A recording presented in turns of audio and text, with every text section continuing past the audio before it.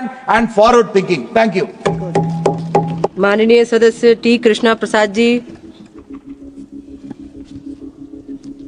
Thank you, Madam, for giving me the opportunity to speak on the debate over Oil Fields Regulation and Amendment Bill 2024. Madam Speaker, I stand to support this bill and offer my opinions and suggestions on this crucial piece of legislation. As we move on the path of development, Madam, our energy needs are bound to grow. However, this increase will have to be met from our own enhanced production instead of imports. India's oil import dependency in April-September period of this year has touched 88.2%, up from 87.8% in 2023-24.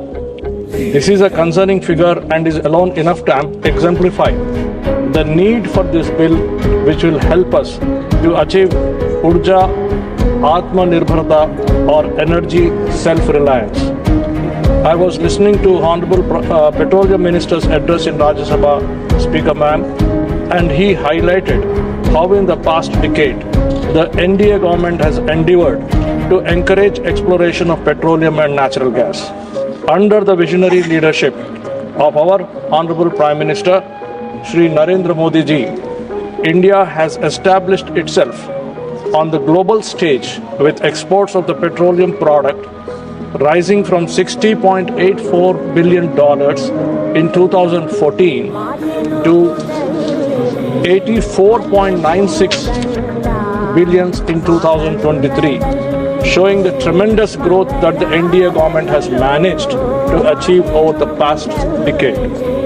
According to International Energy Agency's World Energy Outlook 2022, Madam Speaker, India's energy consumption will double by 2040. As per the IEA, India's energy demand is expected to grow at about 3% per annum till 2040, compared to the global growth rate of only 1%.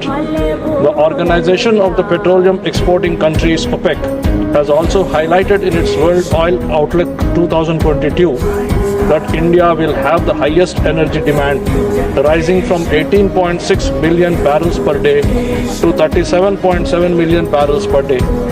This increase in petroleum demand is fueled by the growing economic activity and increasing ease of doing business, contributing to the Honorable PM's vision of Sabka Saath, Sabka Vikas, Sabka Vishwas. India has been the largest exporter of petroleum products in Asia for the year 2020-21, which is a testament to the unwavering vision of the government for promoting business. India is also the fourth largest refiner, another feather in the cap we all should be proud of. The government has also allowed 100% FDI via the automatic route for private companies in refining as well as LNG regasification infrastructure, which will promote investment in the capital-intensive sector, leading to inclusive growth. Madam.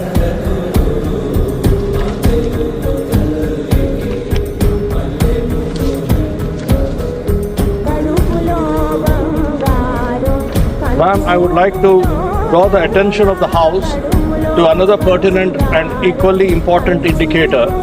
India ranks 22nd in the world in terms of proven crude oil reserves. However, the reserve/production ratio is 60.